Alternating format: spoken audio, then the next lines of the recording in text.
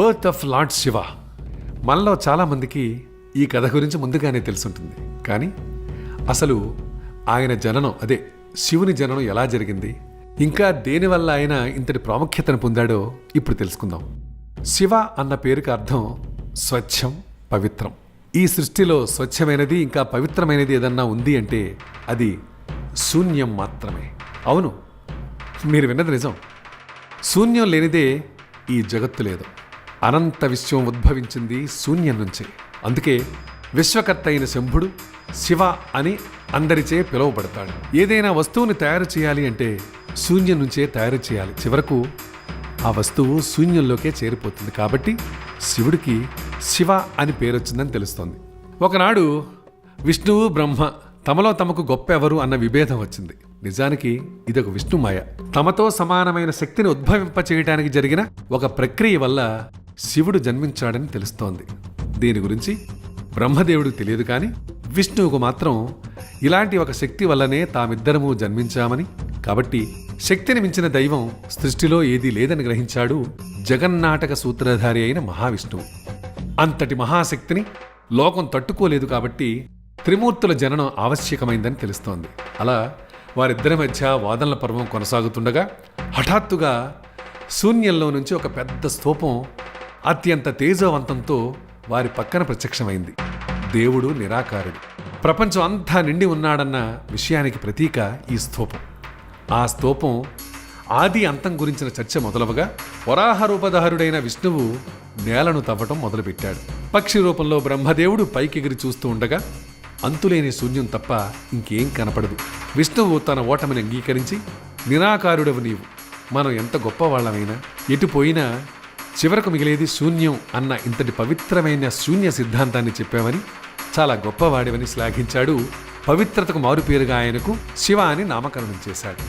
మనుషుల తలరాతను లిఖించే తాను విష్ణువు కంటే ఒక మెట్టు ఎక్కువే అని, ఇలా ఎంతసేపు వెతికినా దొరకని ఆది అంతం గురించి వృధా ప్రయాసపడి ప్రయోజనం లేదని గ్రహించిన బ్రహ్మ శివుని ఆది అంతం కనుగొన్నానని అబద్ధం ఆడతాడు. దీనికి ఆగ్రహించిన ప్రళయరుద్రుడు, ఇంతటి జ్ఞానివయ్యుండి కూడా అబద్ధం ఆడావని, నీకు శిక్ష తప్పదని, ఎంతటి జ్ఞానులైనా సృష్టి గురించి తెలుసుకునే దిశలో చివరకు శూన్యానికి చేరుతారన్న సిద్ధాంతం పక్కన పెట్టి కేవలం గొప్పవాడిని అనిపించుకోవాలని తుచ్చమైన కోరికలు నిండిన ఆ తలలో ఒకటి నేల రాలాలని శపించాడు.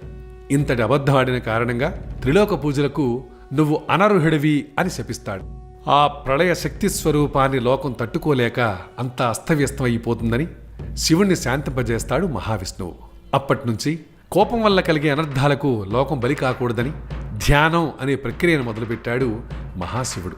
అలా త్రిమూర్తుల సంభవం తర్వాత సాక్షాత్తు జగజ్జనని అయిన అమ్మవారు మహాశక్తి రూపంలో ప్రత్యక్షమై శివునికి గల గుణగణాలను బ్రహ్మకు వివరించింది. శివుడు సత్వ సిద్ధాంతం ప్రకారం సృష్టించబడ్డాడు. అవేంటంటే ప్రేమ, శాంతం, త్యాగం, రౌద్రం, తేజం. ఇలాంటి గుణగణాలు ఉండటం వల్ల ఆయనకు ఎలాంటి ఆడంబరాలు రుచించవు. రజస్ ఇంకా తమస్ అనేవి శివునికి అలంకారాలు. ఎంతటి వారైనా ఒకరోజు తనలో ఐక్యం కావాలని కోరుకునే స్వచ్ఛమైన మనస్సు శివుడిది. కాబట్టి ఈ స్వభావాల వల్ల శివుడు చేసే తప్పులను సరిదిద్దే బాధ్యత విష్ణువుకు అప్పజెప్పి త్రిమూర్తులకు తన అంశాన్ని 3 భాగాలు చేసి వివాహం చేస్తుంది. వారే సరస్వతీదేవి, లక్ష్మీదేవి ఇంకా పార్వతీదేవి. అలా శివజననం తరువాత త్రిమూర్తులు లోకాలను పాలిస్తున్నారని తెలియవస్తుంది. లోకం ఎలా పరిపాలించాలని బ్రహ్మ నిర్ణయిస్తే పరిపాలనా వ్యవస్థను విష్ణువు చూసుకుంటారని, ఇంకా వినాశన బాధ్యత శివుడిదే అని మనకు స్పష్టంగా అర్థమవుతుంది. ఇంకా వారిని కూడా శక్తి తనలో కలుపుకున్న రోజు సృష్టి అంతరిస్తుందని తెలుస్తుంది.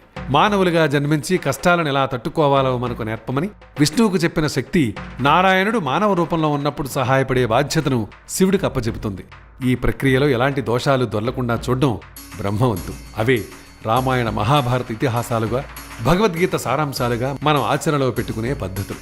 నిరాకారుడైన దేవుడికి మానవ ఊహ జతపడ్డం వల్ల విగ్రహారాధన మొదలైంది. కానీ త్రిమూర్తుల శక్తిని జనులు పూజించాలని ఉద్భవించిన లింగం తప్ప ఇంకే విధమైన ఆకారాన్ని పూజించకూడదనే ఒక వాదన బలంగా వినపడుతోంది. అలా శివజననం జరిగిందని వివిధ రకాలైన కథా సంపుటాలు, విశ్లేషణలు, తీర్మానాలు, చర్చల ఆధారంగా శాస్త్రీయ మరియు శాస్త్ర ప్రావీణ్యంగా జ్ఞానులు కొన్ని కోట్ల ఏళ్లుగా మనకు వివరించిన శివోద్భవం, శివజననం యొక్క తాత్పర్యం. పాశ్చాత్యులు సృష్టి ఉద్భవించింది అని స్పష్టీకరించిన నల్ థియరీ ఎక్కడి నుంచి వచ్చిందో ఇప్పటికైనా అర్థం చేసుకోండి. ఏంటి, అర్థం చేసుకోవడానికి ప్రయత్నం చేద్దాం. ఇలాంటి అనేక ఆసక్తికరమైన అంశాలు మా దగ్గర ఉన్నాయి. ఇవన్నీ కూడా మీరు చూడాలి, తెలుసుకోవాలనుకుంటే సింపుల్గా మీరు చేయాల్సిందల్లా మా ఛానల్ని సబ్స్క్రైబ్ చేసుకోవడం, దాంతోపాటు మీ అమూల్యమైన సలహాని, సూచనని మాకు అందిస్తారు కదూ.